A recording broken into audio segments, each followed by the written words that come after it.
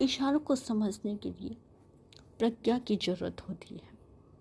आँख तो सिर्फ इशारों को देख सकती है, मगर इनके मर्म को जानने की शक्ति बुद्धि में ही होती है। बुद्धि ना हो तो इशारा का मर्म जानना भी कठिन हो जाता है।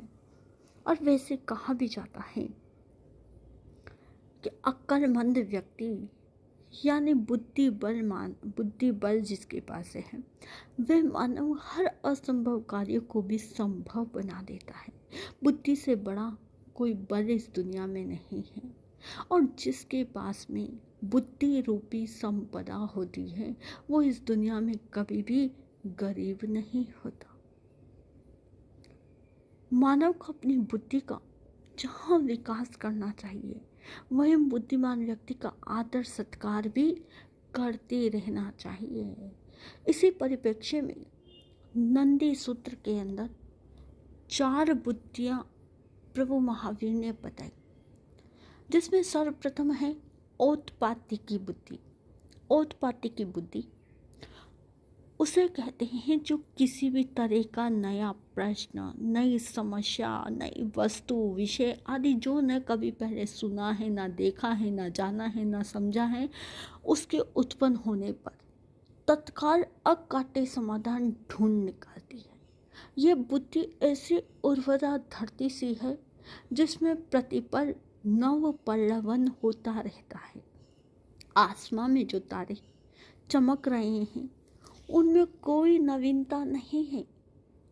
अनादिकाल से जैसे चमक रहे हैं वैसे ही आज भी चमक रहे हैं, जबकि धरती में पग पग पर नवीनता है।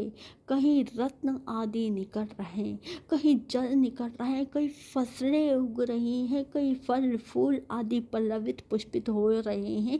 ये बुद्धि भी आसमां की तरह एक जैसी प्राचीनता में स्थित नहीं रहती, बल्कि नूतनता, नवीनता, चिंतन, मनन, मंथन उगलती रहती है।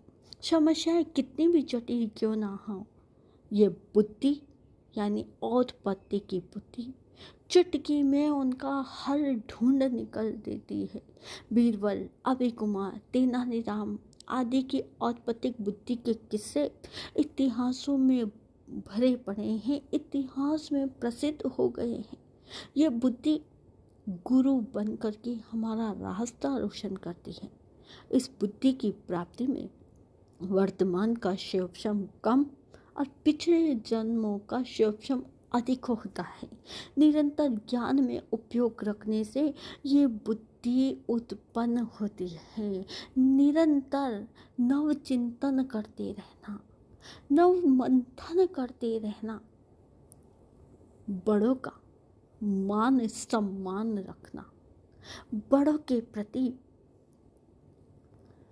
विनम्रता के शब्दों का प्रयोग करना, विनम्रता रूपी भावों में मंथन करना, इस बुद्धि के प्रकट होने का सबसे अहम कारण होता है।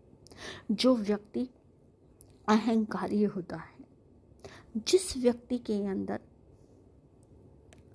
पर्याप्त रूप में कृष्ण नीलवेशियाँ समाहित होती है, वो कभी भी इस बुद्धि को प्राप्त नहीं कर सकता।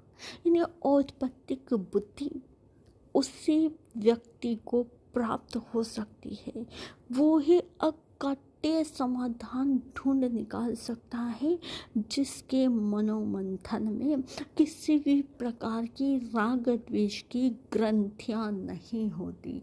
इन राग द्वेष की ग्रंथियों को यदि तोड़ दिया जाए, खोल दिया जाए, कम कर दिया जाए तो व्यक्ति औत्पत्तिक बुद्धि का अधिकारी भी बन सकता है।